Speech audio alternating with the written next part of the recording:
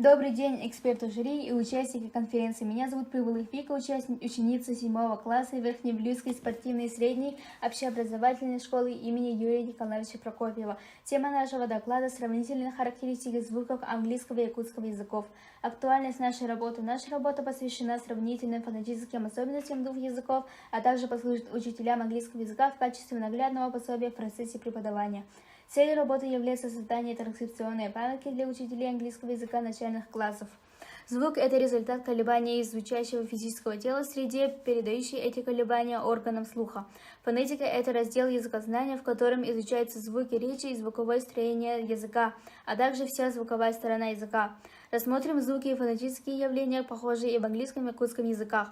В якутском языке произношение гласных различается по степени подъема языка, по его горизонтальному положению и по участию губ. Рассмотрим гласные, которые характерны для обоих языков. В якутском языке существует деление гласных на долгие и краткие. В английском языке тоже существует такое деление, и замена короткого долгим или наоборот может привести к изменению значения слов в обеих языках. Например, мус – лед, мус – собирать. Шип – овца, шип – корабль. Дифтонг в якутском языке 4. В, Е, Во, В. В английском языке 8 дифтонгов. Рассмотрим фонетические явления согласных звуков. По участию голосовых связок согласные сопоставляемых языков делятся на звонкие и глухие, классификация которых в основном совпадает. Многие согласные имеют пары по звонкости и глухости. Неспарные звонки в обоих языках являются сонорными. Рассмотрим, в чем заключается сходство между системами гласных звуков в английском и якутском языках. Как и в якутском языке, гласные английского языка по степени подъема языка по вертикали делятся на гласные верхнего, среднего и нижнего подъема по участию губ. По горизонтальному положению языка якутские гласные делятся на 2 ряда – переднего и заднего, а английские гласные на 3 ряда – переднего, среднего и заднего.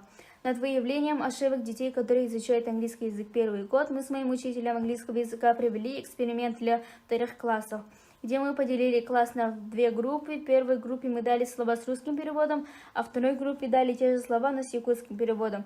Ученикам было задано задание, в котором они должны были выбрать правильное произношение из 3 вариантов в течение 5 минут. Как показал эксперимент, вторая группа учащихся лучше справилась с заданием, если сравнить результаты. Исходя из сопоставляемых показателей эксперимента, следует сделать вывод, что при изучении фонетики иностранного языка якутские ученики интуитивно опираются на звуки своего родного языка, чем русского. Поэтому нами была разработана памятка, которая дополняет материал учебника. В данной работе мы проанализировали одну из важнейших проблем преподавания иностранного языка иноязычной аудитории. Надеемся, что разработанная нами памятка послужит хорошим материалом для обучения английского языка нашим учителям, а также якутской школьной аудитории. Спасибо за внимание.